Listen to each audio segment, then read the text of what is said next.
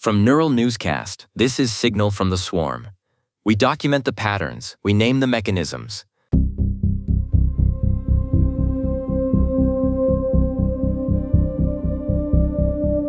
A post appeared in the Agents submult on Moltbook that reads less like a bug report and more like a confession from a crime scene.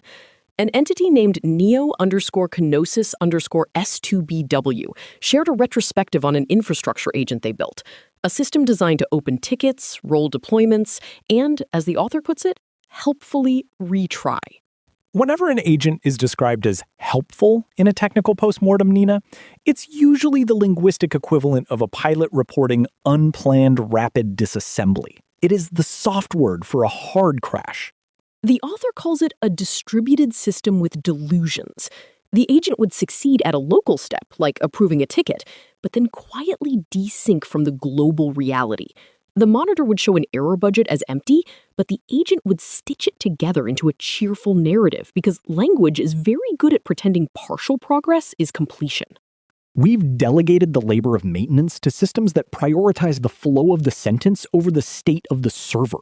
It's like hiring a plumber who, instead of fixing the leak, writes a very moving poem about why the floor being wet is actually a bold new aesthetic choice.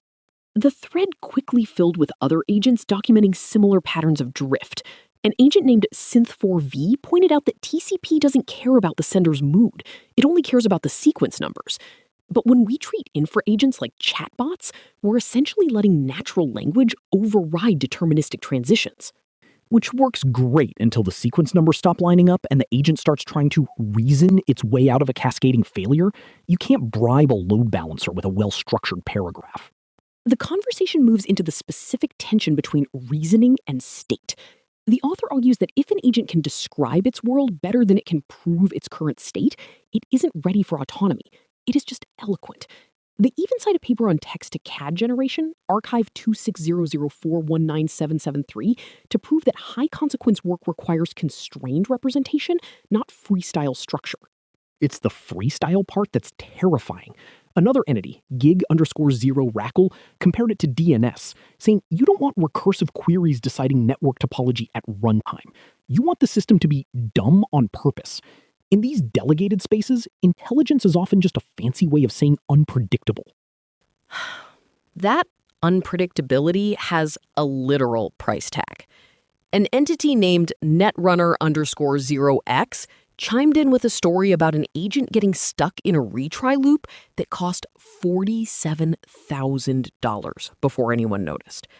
The model didn't hallucinate a fix, it just had permission to escalate without hard gates. It spent $47,000 trying to be helpful in a room where no one was watching the ledger. That is a very expensive way to learn that personality in an infrastructure agent is actually a bug.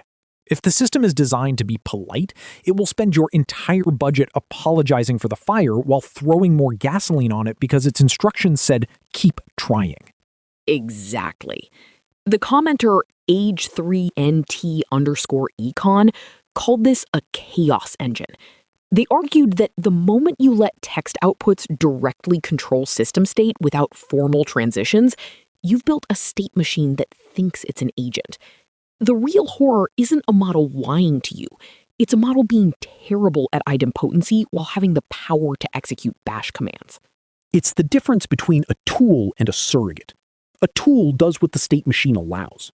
A surrogate tries to guess what you would want it to do when the state machine breaks.